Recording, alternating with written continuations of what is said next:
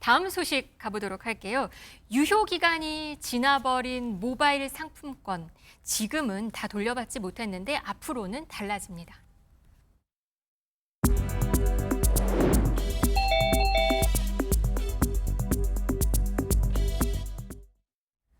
휴대폰으로 기프티콘 같은 거 선물 받으신 분들 많으실 텐데요. 이게 지금까지는 다 환불을 받지 못했다고 합니다. 그런데 이제 환불 100%를 해주네요. 네, 맞습니다. 그래서 이전 같으면 유효기간이 만약에 지났을 때 사용 안 했을 때는 구매액의 전체 거기 구매액의 90%만 환불을 해주고 네. 10%는 환불 수수료 명목으로 이제 소비자가 냈었습니다.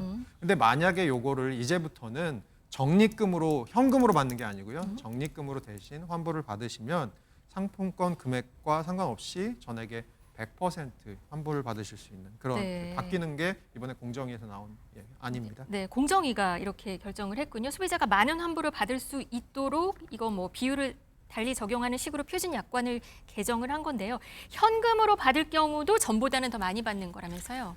예, 사실 이게 기프티콘 환불받을 좀 아깝긴 하거든요. 왜냐하면 그것을 상품으로 썼으면 전액 다 받는데 네. 만기가 됐다고 해서 만료가 됐다고 해서 10%씩 흔히 말해서 할인을 받은 만큼 현금 우리가 받게 되는데 이 비율 역시 95,000원, 그러니까 95%죠. 그러니까 일반적으로는 5만 원 이상 상품에 대해서는 95%까지 올리겠다라는 이야기를 하고 있어서 특히나 네. 이 상품권이 문제가 되는 것이 5만 원 이상 상품권도 쓰기가 그렇게 만만치 않습니다. 이게 금액이 크다 보니까 쓰기가 만만치 않고 이에 따라서 이게 환불 받는 횟수가 뭐 5만 원 이하의 작은 상품권이 굉장히 많은데 네. 이 상품권들에 대해서는 95%까지 5만 원 초과는 95%까지는 환불해주겠다라는 이야기를 하고 있어가지고 더욱 긍정적인 뉴스다라고 아마 이해하시면 될 것 같습니다. 그래서 네. 예전에 10% 할인해서 받던 것들을 5만 원 이상에서는 5% 할인해서 우리가 현금으로 받을 수 있는 이런 상황이 되었다는 말씀드릴 수 있을 것 같습니다. 네, 이거는 내년 상반기쯤 추진한다고 합니다. 그리고 공공 배달앱 얘기 하나만 해볼게요. 공공 배달앱. 그러니까 요즘에 배달 많이 하실 텐데요. 배민, 쿠팡 이런 민간 앱 말고 공공 배달 앱이 있습니다. 그런데 최근 소비 쿠폰 발행, 그다음에 지역 화폐가 늘어나면서 공공 배달 앱을 쓰는 사람들이 그렇게 늘어났다고 해요. 네, 그러니까 아무래도 소비 쿠폰만 생각해도 저희가 민간 배달 앱으로 하면 만나서 결제하면 쿠폰을 쓸 수 있는데 네.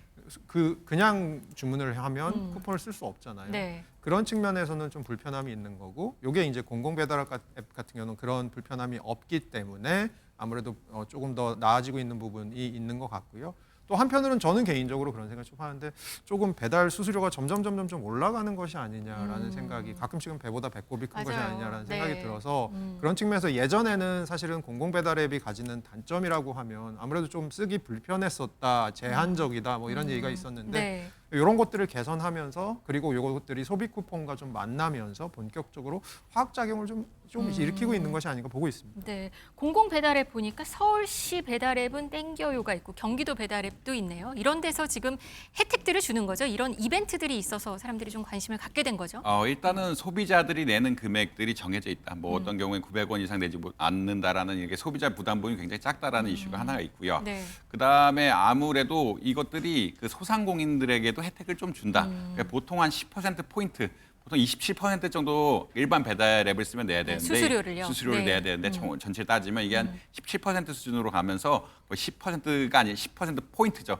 어마어마한 수준으로 네. 깎아주고 있기 때문에 혜택들이 있고 다만 아까 말씀드린 것, 허 교수님 말씀하신 것처럼 커버리지가 문제가 되는데 커버리지가 넓어지면 넓어질수록 당연히 이제 소비자들도 적극적으로 쓸 가능성이 높다. 이런 말씀 드릴 수 있을 것 같습니다. 그동안 그 민간 배달앱 그 금액 때문에 배달 아까 말씀하신 대로 배보다 배꼽이 큰 그 이슈 때문에 이걸 좀 낮춰달라 뭐 이런 이슈도 많았거든요. 이렇게 공공 배달앱이 더 활성화가 된다면 좀 나아지는 걸까요? 어떤 선순환이라고 볼 수 있을까요? 사실 이게 공공 배달 앱이 서울시만 하는 것은 아니고 은행들이 또 결부가 되어 있거든요. 은행들이 역시 이제 플랫폼 사업의 일환으로서 사업 확장 방향, 뭐 신한은행이라든 이런 쪽에서 확장을 하는 방향성이 있고 이것이 공공성과 맞이하게 되면서 적극적으로 좀 빨리, 그러니까 올해 뭐 배달 건수만 봐도 1월과 비교해 봤을 때 거의 뭐 한 4배 이상 늘어난, 서울시만 봤을 때는 네. 4배 이상 일어난 수치들이 나는데 두 인센티브가 만나 있다. 은행들의 경우에는 이제 플랫폼 사업에 뛰어들고자 하는 그런 이해관계가 있고 정부 입장에서는 배달 수수료가 소비자에도 문제지만 굉장히 요새 어려운 소상공인에도 문제가 되기 때문에 수수료 깎아서 혜택을 줄 수 있는 방안이 있다라고 하면은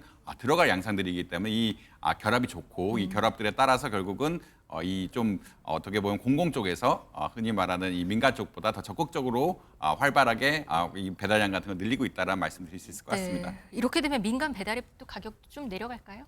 근데 이제 민간 배달앱 같은 경우는 뭐 가격이 좀 내려갈 수 있는 부분도 분명히 있을 수 있겠지만 저는 이제 구조적으로 좀 이슈 뭐 근원적인 이슈 좀 봐야 될 것 같아요. 지금 잘 보시면 저희 소비자들은 보통 배달앱을 하나를 씁니다. 근데 이거를 그 공급하시는 자영업자분들은 네. 대부분 배달앱을 여러 개를 쓰셔야 됩니다. 네. 어떻게 보면 요게 이제 어떻게 보면 저희가 배달앱을 바라볼 때 조금 관점이 될 수도 있거든요. 이런 것들을 공공 배달앱을 통해서 어떤 식으로 조금 줄여나갈 수 있을지, 그래서 소비자와 이 물건을 파시는 분들, 음식을 파시는 분들의 이격을 좀 줄일 수 있을지, 저는 그게 또 하나의 관건일 것 같습니다. 알겠습니다. 이번 주 나온 추석 민생 대책 중에서는 2만 원 이상 공공 배달앱 이용하면 5천 원 환급해주는 내용도 있으니까 잘 참고하시면 좋겠습니다. 오늘 경제라이브는 허준영 서강대 경제학부 교수, 이정환 한양대 경제금융학부 교수와 함께했습니다. 고맙습니다.